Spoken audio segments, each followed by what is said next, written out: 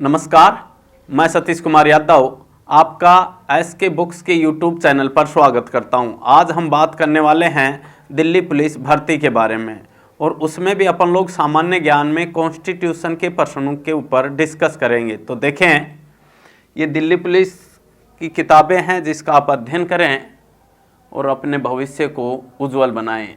तो देखें, सामान्य ज्ञान, संविधान, कॉन्स्टिट्यूशन पार्ट 1, प्रश्न 1, भारतीय राष्ट्रीय कांग्रेस का लाहौर अधिवेशन कब आयोजित किया गया था, जहां बैठक में उपस्थित सभी ने 26 जनवरी को स्वतंत्रता दिवस के रूप में मनाने का संकल्प लिया। यानी लाहौर अधिवेशन कब आयोजित किया गया? तो ऑप्शन ए है 26 मार्च 1935, ऑप्शन बी है 31 दिसंबर 1929, ऑप्शन सी है 31 अक्टूबर 1945, ऑप्शन डी है 14 जनवरी 1937। तो लाहौर अधिवेशन कब आयोजित किया गया जी? लाहौर अधिवेशन 31 दिसंबर 1929 को आयोजित किया। अब प्रश्न है कि लाहौर अधिवेशन की अध्यक्षता किसने की? तो लाहौर अधिवेशन की अध्यक्षता पंडित जवाहरलाल नेहरू ने की। पंडित जवाहरलाल नेहरू। और जो लाहौर अधिवेशन हुआ 31 दिसंबर 1929 को, इसमें पूर्ण स्वराज की मांग की गई। पूर्ण स्वराज की मांग की गई। तो ये पूछा जाए कि लाहौर अधिवेशन की अध्यक्षता किसने की? पंडित जवाहरलाल नेहरू ने। और पूर्ण स्वराज की मांग कौन से अधिवेशन में की गई? लाहौर अधिवेशन में, जो कि 31 दिसंबर 1929 को हुआ। क्वेश्चन 2, भूटान का संविधान निम्नलिखित में से किस तिथि को लागू किया गया? यानी भूटान भारत का एक पड़ोसी देश है, तो इसका संविधान कब लागू किया गया? तो ऑप्शन ए है 25 अगस्त 2003, ऑप्शन बी है 12 जून 2000, ऑप्शन सी है 18 जुलाई 2008 और ऑप्शन डी है 9 अक्टूबर 1998। तो भूटान का संविधान कब लागू किया गया जी? भूटान का संविधान 18 जुलाई 2008 को लागू किया गया। भूटान का संविधान जो 18 जुलाई 2008 को लागू किया गया, इससे पहले भूटान में एक निरंकुश राजतंत्र था। इससे पहले भूटान में एक निरंकुश राजतंत्र था, लेकिन भूटान का संविधान लागू होने के बाद में भूटान में सांविधानिक राजतंत्र की स्थापना हो गई। यानी संविधान के अनुसार राजा काम करेगा। भूटान के संविधान में 35 अनुच्छेद, भूटान के संविधान में 35 अनुच्छेद व 4 अनुसूचियां हैं। तो इससे पहले भूटान में एक निरंकुश राजतंत्र था, लेकिन उसके बाद में संवैधानिक राजतंत्र की स्थापना की गई और भूटान के संविधान में 35 अनुच्छेद व 4 अनुसूचियां हैं। और भूटान का संविधान 18 जुलाई 2008 को क्या हुआ जी? लागू किया गया। क्वेश्चन 3, निम्नलिखित में से किस अधिनियम ने भारत की संघीय प्रणाली की नींव रखी?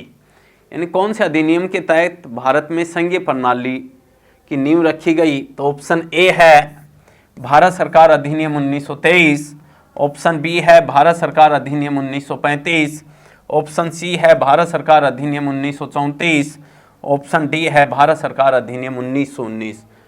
तो संघीय प्रणाली की नींव कौन से अधिनियम के तहत रखी गई? भारत सरकार अधिनियम 1935 के तहत। और देखें, 1935 के तहत ही केंद्र एवं राज्यों के बीच शक्तियों का बंटवारा किया गया। तो 1935 अधिनियम के तहत ही केंद्र एवं राज्यों के बीच शक्तियों का बंटवारा किया गया। नंबर 2, पहले प्रांतों में जो द्वैध शासन स्थापित था, उसको समाप्त करके केंद्र में द्वैध शासन की स्थापना की गई। केंद्र में द्वैध शासन की स्थापना की गई। तो 1935 अधिनियम के तहत केंद्र एवं राज्यों के बीच शक्तियों का बंटवारा किया गया और केंद्र में द्वैध शासन की क्या की गई, स्थापना की गई। इसी प्रकार एक अधिनियम है 1919 का अधिनियम, इसके तहत केंद्र में द्विसदनीय विधायिका की स्थापना की गई और नंबर 2 राज्यों में द्वैध शासन की स्थापना की गई। द्वैध शासन तो 1919 अधिनियम के तहत क्या क्या किया गया जी, एक तो केंद्र में द्विसदनीय विधायिका की स्थापना की गई और राज्यों में द्वैध शासन की स्थापना की गई और 1935 के तहत केंद्र एवं राज्यों के बीच शक्तियों का विभाजन और केंद्र में द्वैध शासन की क्या की गई, स्थापना की गई। क्वेश्चन 4, 1946 में अंतरिम सरकार में रक्षा मंत्री के रूप में निम्नलिखित में से किसे नियुक्त किया गया था? तो देखें, ऑप्शन ए है बलदेव सिंह, ऑप्शन बी है आसफ अली, ऑप्शन सी है सी राजगोपालाचारी, ऑप्शन डी है वल्लभ भाई पटेल। तो देखें 2 सितंबर 1946 को पंडित जवाहरलाल नेहरू के नेतृत्व में अंतरिम सरकार का क्या किया गया, गठन किया गया और इसमें 12 मंत्री थे और मुस्लिम लीग ने इसमें भाग नहीं लिया, लेकिन 26 अक्टूबर 1946 में मुस्लिम लीग के 5 सदस्य भी सरकार में क्या हो गई, सम्मिलित हो गई। तो अंतरिम सरकार में रक्षा मंत्री के तौर पर किसे नियुक्त किया गया जी, बलदेव सिंह, जबकि आसफ अली को कौन सा विभाग दिया गया, रेलवे विभाग। इसी प्रकार सी राजगोपालाचारी को क्या बनाया गया था, शिक्षा मंत्री। इसी प्रकार है वल्लभ भाई पटेल गृह एवं सूचना विभाग किसके पास था जी, वल्लभ भाई पटेल के, जबकि रक्षा मंत्री कौन थे, बलदेव सिंह। और अंतरिम सरकार का गठन कब किया गया, 2 सितंबर 1946 को पंडित जवाहरलाल नेहरू के नेतृत्व में। क्वेश्चन 5, लोकतंत्र की जरूरी विशेषता को प्रमुखता देना है, यानी लोकतंत्र की जरूरी विशेषता। तो ऑप्शन ए है नागरिक, ऑप्शन बी है नागरिक संगठन, ऑप्शन सी है न्यायपालिका और ऑप्शन डी है कार्यकारी अधिकारी। तो लोकतंत्र की जरूरी विशेषता कौन सी है जी, ऑप्शन ए नागरिक। क्वेश्चन 6, भारतीय संविधान के किस अनुच्छेद में नए राज्य के प्रवेश या स्थापना का प्रावधान किया गया है, यानी नए राज्य के प्रवेश या स्थापना का कौन से आर्टिकल में है? तो ऑप्शन ए है आर्टिकल 1, ऑप्शन बी है आर्टिकल 2, ऑप्शन सी है आर्टिकल 3 और ऑप्शन डी है आर्टिकल 4। तो कौन सा आंसर आएगा जी, ऑप्शन सी। मैं आपको बता दूं कि यदि नए राज्य का गठन करना हो या नए राज्य के नाम में परिवर्तन करना हो या नए राज्य की सीमा में परिवर्तन करना हो, और ये सभी परिवर्तन किसके द्वारा किए जाते हैं, संसद के द्वारा किए जाते हैं। और कौन से बहुमत से हैं, साधारण बहुमत से।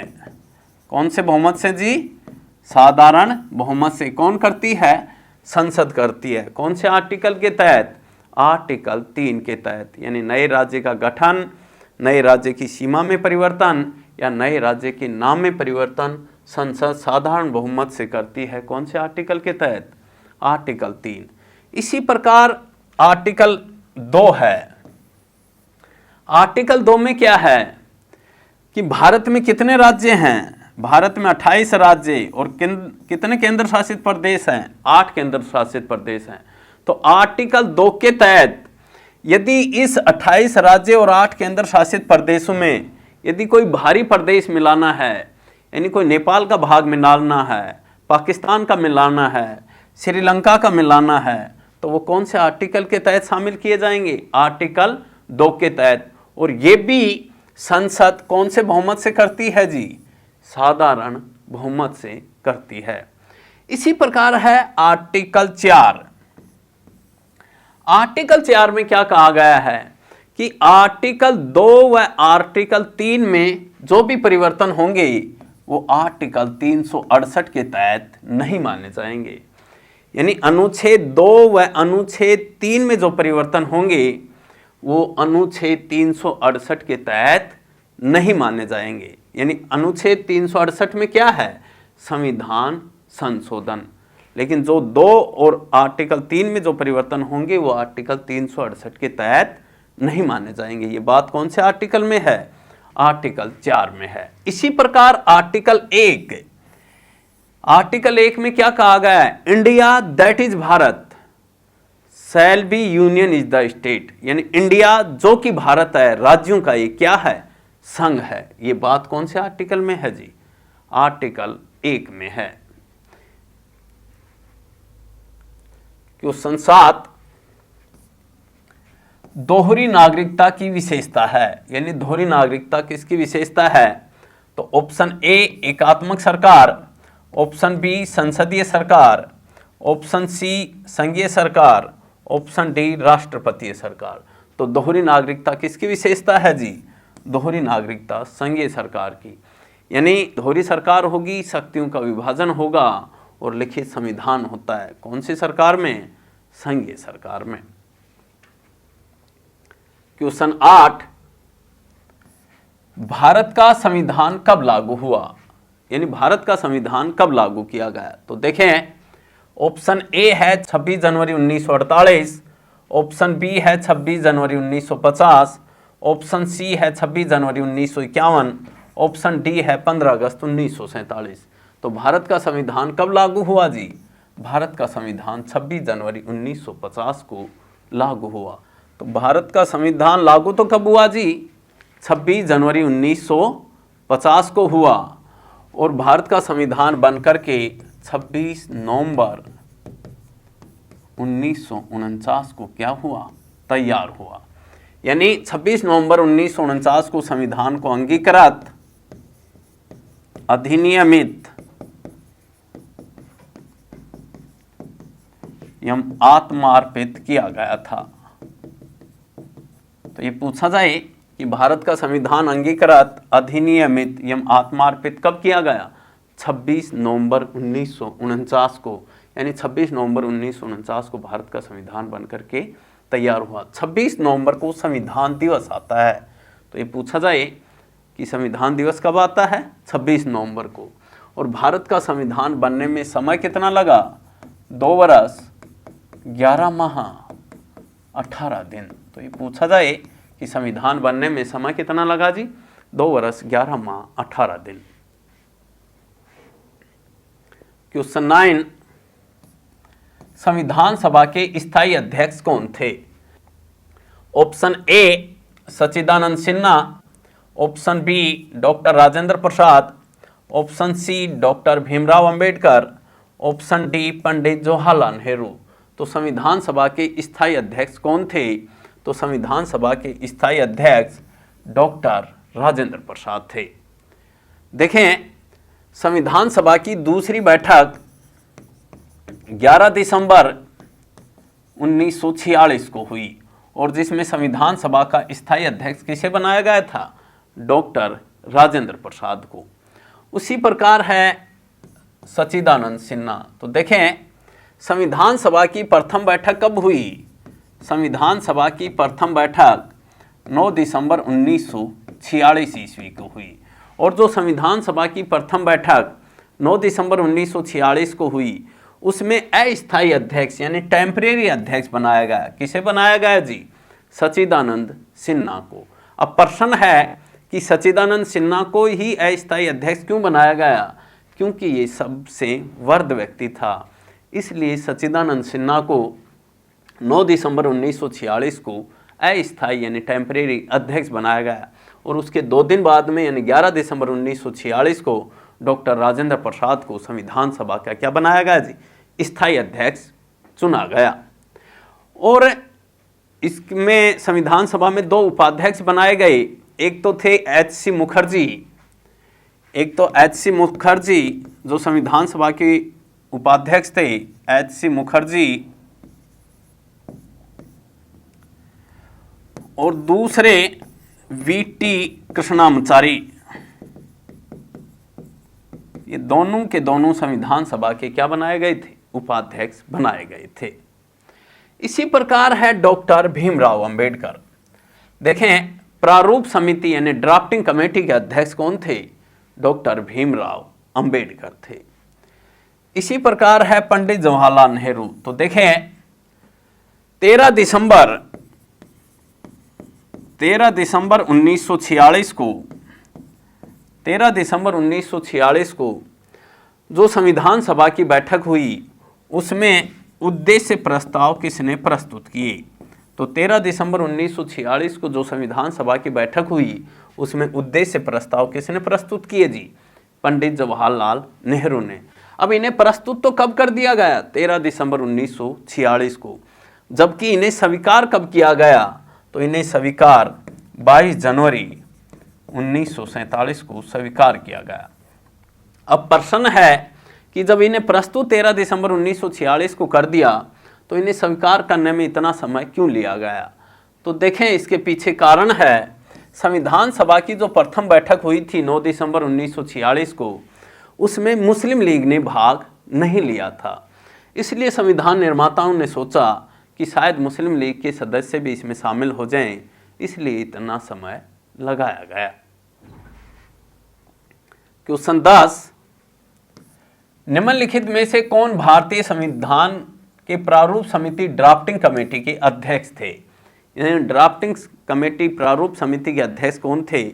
तो देखें, पहले देखते हैं प्रारूप समिति क्या है। तो प्रारूप समिति का गठन 29 अगस्त 1947 ईस्वी को किया गया। तो ये पूछा जाए कि प्रारूप समिति कब बनी? तो प्रारूप समिति 29 अगस्त 1947 को बनी और इसमें 6+1 यानी 7 यानी कुल सदस्य कितने थे? 6+1 यानी 7 थे, जिसमें डॉक्टर भीमराव अंबेडकर इसके क्या थे? अध्यक्ष थे। तो प्रश्न क्या है कि प्रारूप समिति के अध्यक्ष कौन थे? ऑप्शन ए है डॉक्टर राजेंद्र प्रसाद, बी है पंडित जवाहरलाल नेहरू, सी है श्रीमान अलाडी कृष्ण स्वामी अय्यर और डी है डॉक्टर भीमराव अंबेडकर। तो इसके अध्यक्ष कौन थे जी? डॉक्टर भीमराव अंबेडकर। और इसका गठन कब किया गया? 29 अगस्त 1947। इसके 6 अन्य सदस्य थे, यानी एक मोहम्मद सादुल्ला एकमात्र मुस्लिम सदस्य थे। इसी प्रकार के एम मुंशी, कन्हैयालाल मुंशी। तो ये पूछा जाए, जो कन्हैयालाल मुंशी थे वो एकमात्र कांग्रेस सदस्य थे जो कि प्रारूप समिति में थे। तो एकमात्र कांग्रेस सदस्य कौन थे? के एम मुंशी। और एकमात्र मुस्लिम सदस्य कौन थे जी? मोहम्मद सादुल्ला। और इस कमेटी के अध्यक्ष कौन थे प्रारूप समिति के? डॉक्टर भीमराव अंबेडकर, जो कि 29 अगस्त 1947 को गठन हुआ। क्वेश्चन 11 है, भारत की संविधान सभा का संवैधानिक सलाहकार कौन था? तो देखें, ऑप्शन ए है doctor Rajendra Prasad, option B है doctor Bhimrao Ambedkar, option C है sir BN Rau, option D है श्री KM मुंशी। तो संविधान सभा का संवैधानिक सलाहकार कौन था? संविधान सभा के संवैधानिक सलाहकार BN राव थे, यानी बेनेगल नरसिम्हा राव। देखें, BN राव संविधान सभा के सलाहकार तो थे ही थे, इसके अलावा अंतर्राष्ट्रीय न्यायालय जिसका मुख्यालय कहाँ पर है? अंतर्राष्ट्रीय न्यायालय का मुख्यालय हेग नीदरलैंड में है, हेग नीदरलैंड में।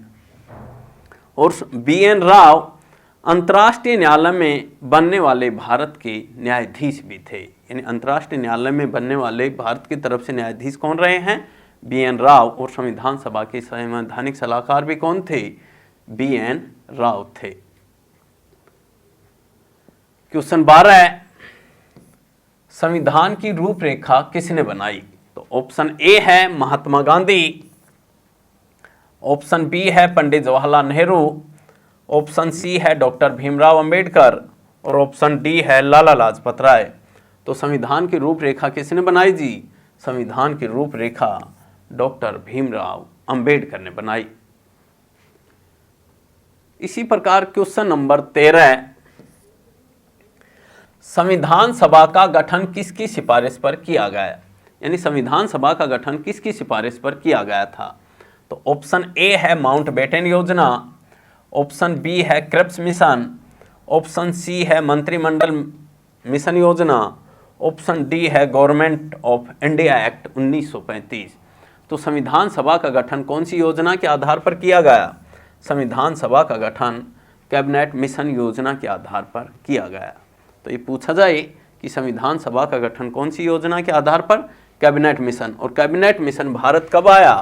कैबिनेट मिशन भारत मार्च 1946 में आया। और इसमें जो 3 सदस्य थे, अलेक्जेंडर पैथिक लॉरेंस, और पैथिक लॉरेंस इसका क्या था?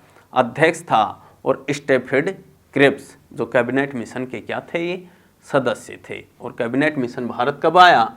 मार्च 1946 में। और इसी मिशन के आधार पर भारत में संविधान सभा का क्या किया गया था? गठन किया गया था। इसी प्रकार एक ऑप्शन है माउंटबेटन योजना। यानी माउंटबेटन योजना के तहत यानी भारत और पाकिस्तान दो अलग देश कौन सी योजना के आधार पर बनाई गई? माउंटबेटन योजना के आधार पर भारत और पाकिस्तान दो अलग देश बनाए गए। इसी प्रकार है क्रिप्स मिशन। यानी क्रिप्स मिशन भारत कब आया?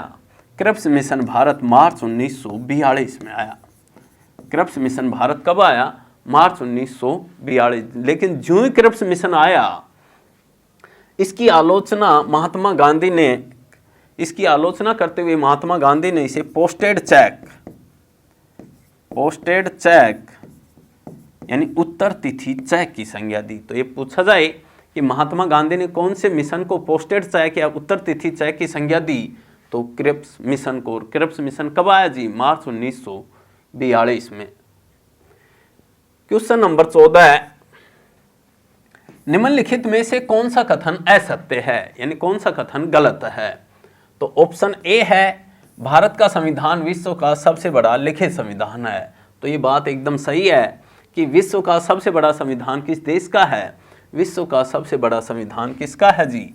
भारत का है, जिसमें 395 अनुच्छेद 22 भाग और पहले 8 अनुसूची थी, जबकि वर्तमान में कितनी अनुसूची हैं? 12 अनुसूची हैं। इसी प्रकार ये पूछा जाए कि विश्व का प्रथम लिखित संविधान किस देश का है? तो विश्व का प्रथम लिखित संविधान अमेरिका का है, जो कि 1789 ईस्वी में क्या हुआ? लागू हुआ। इसी प्रकार ये पूछा जाए कि एशिया का प्रथम लिखित संविधान किस देश का है? तो एशिया में प्रथम लिखित संविधान किस देश का है जी? एशिया में प्रथम लिखित संविधान जापान का है। इसी प्रकार ये पूछें कि विश्व का अलिखित संविधान किस देश का है? तो विश्व का अलिखित संविधान ब्रिटेन का है। यानी विश्व का अलिखित संविधान किस देश का है जी? ब्रिटेन का है। तो नंबर 2, धर्मनिरपेक्ष का अभिप्राय सरकार द्वारा सभी धर्मों का सम्मान, संरक्षण एवं सम्मान करना है। तो ये बात भी सही है कि धर्मनिरपेक्ष का अर्थ होता है वह सरकार जो सभी धर्मों को समान महत्व दे। सी, भारतीय संघ की इकाइयों को संघ से पृथक होने की स्वतंत्रता नहीं है। ये बात भी सही है। तो कौन सा कथन असत्य है? तो तीनों के तीनों कथन सत्य हैं। यानी अपना उत्तर क्या आ जाएगा जी? इनमें से कोई नहीं। क्वेश्चन 15, निम्नलिखित में से कौन सी विशेषता भारतीय संघ और अमेरिकी संघ दोनों में साझी है? यानी भारत और अमेरिका दोनों में साझी है।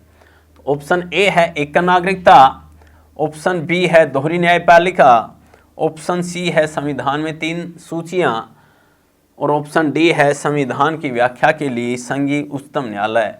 तो दोनों में कौन सी साझी है जी? ऑप्शन डी, यानी संविधान की व्याख्या के लिए संघीय उच्चतम न्यायालय दोनों में ही महत्वपूर्ण है। जबकि ये जो 3 दे रखी हैं ये तीनों दोनों देशों में अलग अलग हैं। क्वेश्चन 16,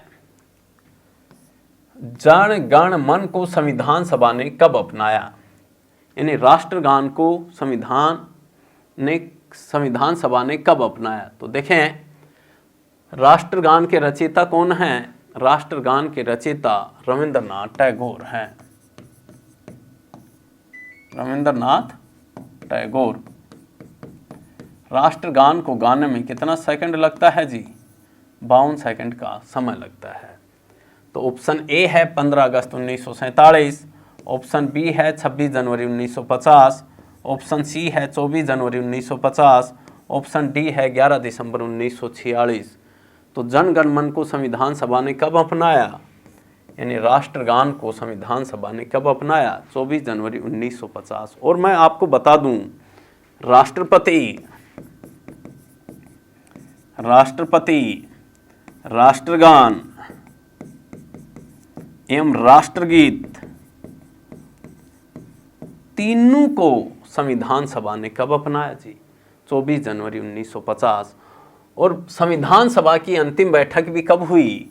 संविधान सभा की अंतिम बैठक 24 जनवरी 1950 को हुई। और राष्ट्रपति, राष्ट्रगान और राष्ट्रगीत तीनों कब अपनाई गई? 24 जनवरी 1950 को। इसी प्रकार 15 अगस्त 1947 को भारत स्वतंत्र हुआ है। 26 जनवरी 1950 को भारत का संविधान किया गया? लागू किया गया।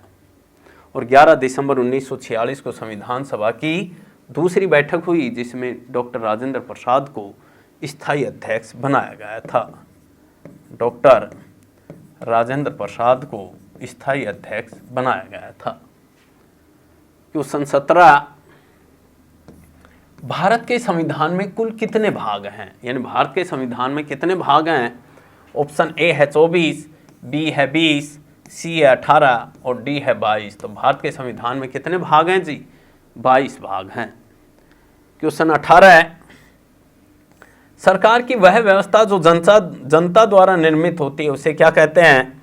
ऑप्शन ए है लोकतंत्र, ऑप्शन बी है तानाशाही, ऑप्शन सी है राजतंत्र और डी है समानता। तो सरकार की वह व्यवस्था जो जनता द्वारा निर्मित होती है, जनता द्वारा निर्मित शासन लोकतंत्र में होता है। किस में होता है? लोकतंत्र में। जबकि तानाशाह में क्या होता है? इसमें एक व्यक्ति का शासन होता है। तानाशाह में जनता अपने मुद्दे नहीं उठा सकती, यानी कोई भी आंदोलन नहीं कर सकती।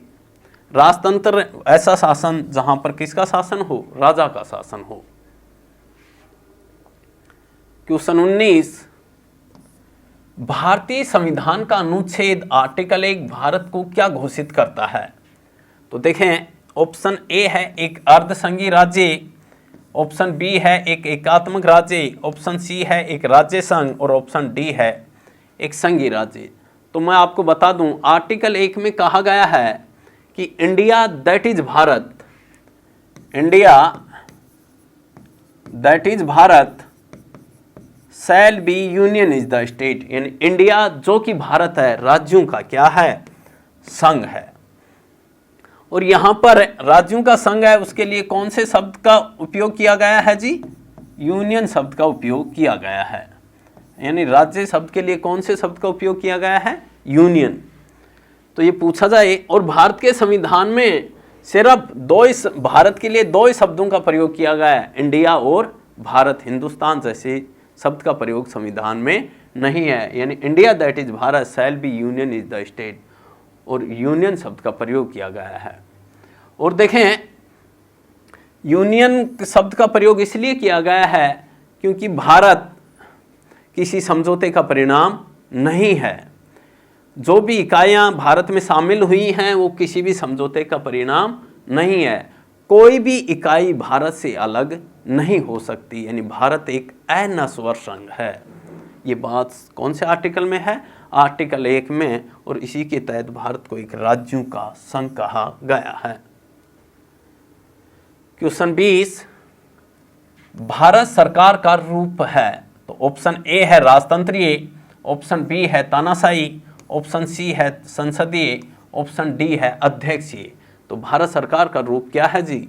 भारत सरकार का रूप संसदीय है, यानी कार्यपालिका एवं विधायिका का समन्वय होता है। किसमें? संसदीय में। और भारत ने संसदीय प्रणाली कहाँ से ली है? ब्रिटेन से ली है। इस एग्जाम के लिए एसके बुक्स सभी शॉप्स पर और ऑनलाइन भी अवेलेबल हैं। अगर आप ऑनलाइन लेना चाहते हैं तो उसका लिंक डिस्क्रिप्शन बॉक्स में अवेलेबल है। इस चैनल पर हम इस भर्ती और अन्य सभी भर्तियों से संबंधित इम्पोर्टेंट जानकारी और स्टडी मटेरियल भी उपलब्ध कराते रहेंगे। तो इस वीडियो को लाइक कीजिए, चैनल को सब्सक्राइब कीजिए और अपने दोस्तों के साथ शेयर भी कीजिए। मिलते हैं अगले वीडियो में। जय हिंद।